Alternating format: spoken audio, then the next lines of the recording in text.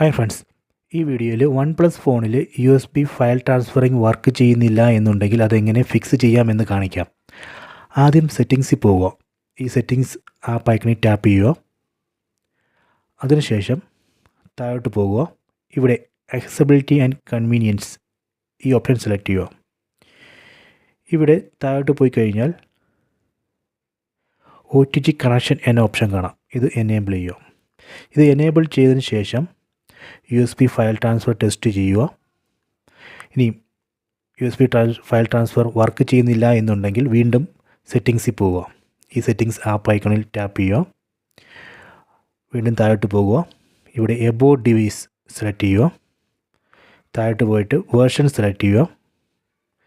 ഇവിടെ version number കാണാം. ഈ വേർഷൻ നമ്പറിൽ 7 ടൈംസ് ടാപ്പ് ചെയ്യണം. 1 2 3 4 5 6 7. ഇവിടെ ഒരു മെസ്സേജ് കാണാം, you are now A developer. ബാക്കിലോട്ട് പോവുക. വീണ്ടും ബാക്കിലോട്ട്. അതിനുശേഷം സിസ്റ്റം ആൻഡ് അപ്ഡേറ്റ്സ് ഇത് സെലക്ട് ചെയ്യുക. ഇവിടെ ഡെവലപ്പർ ഓപ്ഷൻസ് എന്ന ഒരു പുതിയ ഓപ്ഷൻ കാണാം, കണ്ടോ? ഇത് സെലക്ട് ചെയ്യുക. ഇതാണ് ഡെവലപ്പർ ഓപ്ഷൻസ്. ഇവിടെ കുറേ ഓപ്ഷൻസ് കാണാം. ഇതെല്ലാം ഡെവലപ്പർ ഓപ്ഷൻസ് ആണ്. ഈ ലിസ്റ്റിൽ നിന്നും USB ഡീബഗിങ് ഫൈൻഡ് ചെയ്യുക. കണ്ടോ, USB ഡീബഗിങ് ഇത് എനേബിൾ ചെയ്യുക. ഓക്കെ സെലക്ട് ചെയ്യുക. USB ഡീബഗിങ് എനേബിൾ ചെയ്ത് കഴിഞ്ഞാൽ അതിനുശേഷം നമുക്ക് വേണമെങ്കിൽ ഈ ഫോൺ ലാപ്ടോപ്പുമായിട്ട് കണക്ട് ചെയ്തിട്ട് ഫയൽ ട്രാൻസ്ഫർ ചെയ്യാം, അല്ലെങ്കിൽ ആപ്പ് ഇൻസ്റ്റാൾ ചെയ്യാം, ആപ്പ് ഡിലീറ്റ് ചെയ്യാം, ഫോണിൽ എന്തെങ്കിലും പ്രോബ്ലംസ് ഉണ്ടെങ്കിൽ അത് ഡീബഗ് ചെയ്യാം.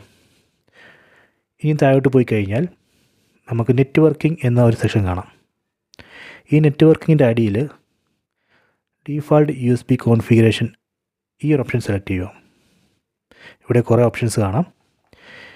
ഇവിടെ ഫയൽ ട്രാൻസ്ഫർ എന്ന ഓപ്ഷൻ സെലക്ട് ചെയ്യുക. File transfer. അതിനുശേഷം ബാക്കിലോട്ട് പോകുക. ഇനി നിങ്ങൾക്ക് USB വഴിയുള്ള ഫയൽ ട്രാൻസ്ഫർ ടെസ്റ്റ് ചെയ്യാം, അത് വർക്കാവും. ഓക്കെ. ഇനി നിങ്ങളുടെ ഉപയോഗം കഴിഞ്ഞതിന് ശേഷം ഈ ഡെവലപ്പർ ഓപ്ഷൻസ് ഓഫ് ചെയ്യണം. ഇതെപ്പോഴും ഓണാക്കി വയ്ക്കരുത്. ഉപയോഗം കഴിഞ്ഞതിന് ശേഷം ഇവിടെ വന്നിട്ട് ടാപ്പ് ചെയ്ത് കഴിഞ്ഞാൽ ഡെവലപ്പർ ഓപ്ഷൻസ് ഓഫ് ചെയ്യാം. ഓക്കെ. ഈ വീഡിയോ നിങ്ങൾ ട്രൈ ചെയ്യുക. ഈ വീഡിയോ നിങ്ങൾക്ക് ഇഷ്ടപ്പെട്ടു എന്ന് കരുതുന്നു. ഇഷ്ടപ്പെട്ടെങ്കിൽ ലൈക്കും ഷെയറും സബ്സ്ക്രൈബും ചെയ്യുക.